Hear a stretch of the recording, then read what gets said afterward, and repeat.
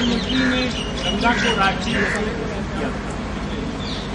इस राष्ट्रीय नदी को परिभाषित करने की मांग अभी तक नहीं की है। राष्ट्रीय पशु शेर है, राष्ट्रीय पक्षी मोर है, उनका वध असंवैधानिक है और इलीगल है। जो करेगा वो जेल जाएगा। राष्ट्रीय नदी के संदर्भ में कुछ सरकार स्पष्ट करे कि राष्ट्रीय नदी का मतलब क्या है। इस पर कुछ आप प्रधानमंत्री से निवेदन। देखिए, हमारे कॉन्स्टिट्यूशन में राष्ट्रीय धरोहर के विषय में कुछ उसके नियम हैं, राष्ट्रीय धरोहर के विषय में। मगर राष्ट्रीय नदी के विषय में किसी प्रकार के कोई कॉन्स्टिट्यूशनल आपको किसी प्रकार के राइट्स नहीं।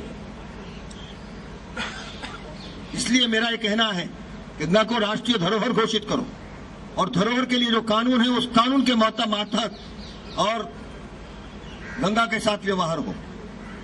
इतना तो कहकर रहेगा कि राष्ट्रीय मेरा ये मानना है कि राष्ट्रीय कहने से नहीं होगा। गंगा को राष्ट्रीय धरोहर और धरोहर के साथ जिस प्रकार का व्यवहार होता है वैसा व्यवहार वो करें। नहीं, देखिए, नहर की बात मैं नहीं कह रहा हूं, टनल में जाने की बात कर रहा हूं। आप थोड़ा समझ लीजिए, आप तो बुद्धिमान हैं। जी नहीं, टनल में मिट्टी, उसी को मौत कहते हैं हम, इसी को मौत कहते हैं हम। What is dead water? Dead water क्या होता है? लाइव वाटर कौन होता है? सुन लीजिए, देखिए, पानी, हर पानी को आप ये नहीं कह सकते। और गंगा का पानी तो आत्मशुद्धि का है। आत्मशुद्धि उसमें किस कारण से? नीरी के लोगों ने उस पर रिसर्च किया, आपके देश के लोगों ने। उन्होंने कहा कि एक नदी केवल दुनिया में है, कोई भी प्रदूषण पैदा होता है उसके अंदर ताकत है प्रदूषण को खा जाने की और फिर से शुद्ध की शुद्ध बनी रहती है। ये ताकत किसी दुनिया की नदी में नहीं है, केवल गंगा में है। और इसलिए गंगा की ये शक्ति ये समाप्त होने की स्थिति में। आप ये मत समझिए, मालवीय जी ने इसके लिए बड़ा भारी संघर्ष किया था। इतना बड़ा संघर्ष किया था कि 1917 में केंद्र सरकार ने ये निर्णय किया, ये कोई नवंबर का महीना था, उन्होंने निर्णय किया, करार किया है कि आगे से कहीं भी रोकने का प्रयत्न होगा तो बिना हिंदू समाज से पूछे इस काम को नहीं करेंगे। देखिए, गंगा में एक अपर गंजी से कनाल चलती है, ये 10,000 क्यूसेक पानी ये सिंचाई के लिए देती है। आपको मालूम है इसका? इसके बाद नरोरा में रोकी जाती है। वो लोअर गंगा कैनाल है, 8,500 क्यूसेक पानी जाता है। गंगा को अपना कितना पानी मिलता है किसी को मालूम है क्या? गंगा को कभी कभी बिल्कुल भी जल नहीं मिलता गंगा, और मिलता है तो 300 क्यूसेक जल दिया जाता है।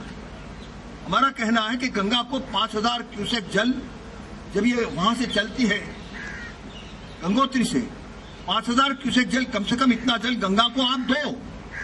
और ये जो घरेलू हमारे यहाँ का प्रदूषण है इसको इकट्ठा करके आप इस जल को खेती के लिए दीजिए, बहुत उपयोगी है। आप तो प्योरेस्ट जल, इस देश के भीतर जो सबसे प्योर जल माना जाता है गंगा का, वो तो सिंचाई के लिए दे देते। और फिर नरोरा से लेकर के और गंगा सागर तक हम क्या पीते हैं? मनुष्य का जो पोल्यूशन है, जो आपके फैक्ट्रीज का पोल्यूशन है, यही सब हम पीते हैं। तो जहरिया जल पी रहे हैं आज हम। हमारे देश की जो तो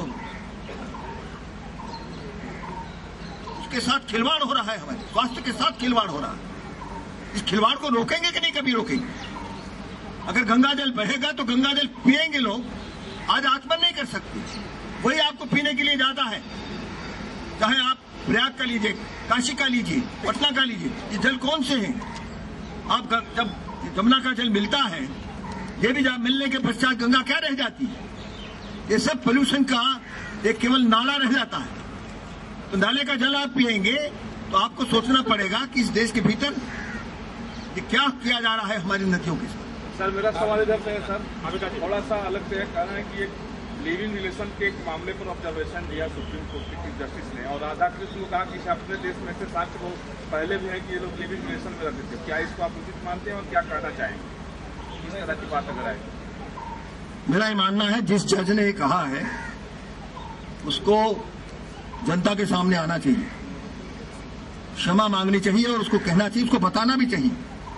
मुझे इसकी जानकारी नहीं थी कि कृष्ण वृंदावन छोड़कर 12 वर्ष की अवस्था में गए, वापस लौटे नहीं, 12 वर्ष में सह आवास की जो बात कर रहे हैं, सहवास की बात कर रहे हैं, ये सहवास की बात ये करना इस देश के साथ, हमारी संस्कृति के साथ बहुत बड़ा अन्याय है।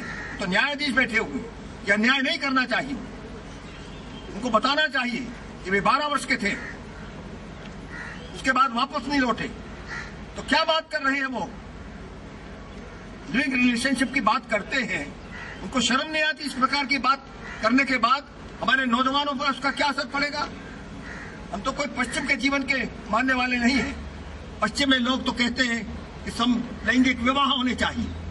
हमारे देश में इसकी कल्पना नहीं, हम इसको स्वीकार नहीं कर सकेंगे कभी। और ये देश, इसने जिस कुटुंब की योजना बताई है, परिवारों की योजना बताई है, वहां तो परिवार नाम की वस्तु ही नहीं है। हम वो संस्कृति अपने देश में नहीं लाना चाहते। इसलिए मैं चाहूंगा कि मैं उनसे हाथ जोड़कर ये कहूंगा कि भाई आप जनता के सामने आइए और बताइए कि 12 वर्ष के पश्चात वे छोड़कर चले गए, आए नहीं। मैंने जो सामूहिक सहवास की बात कही है इस आयु के भीतर, उसका कोई मतलब नहीं। ये बात उन्होंने बड़ी गलत टिप्पणी की। साध्वी प्रज्ञा ठाकुर ने एक बार फिर आत्महत्या की। साध्वी प्रज्ञा ठाकुर ने एक बार फिर आत्महत्या की। गंगा की बात करो ना यार, गंगा की बात करो। गंगा का मामला गंगा की करो, कहाँ ले आया?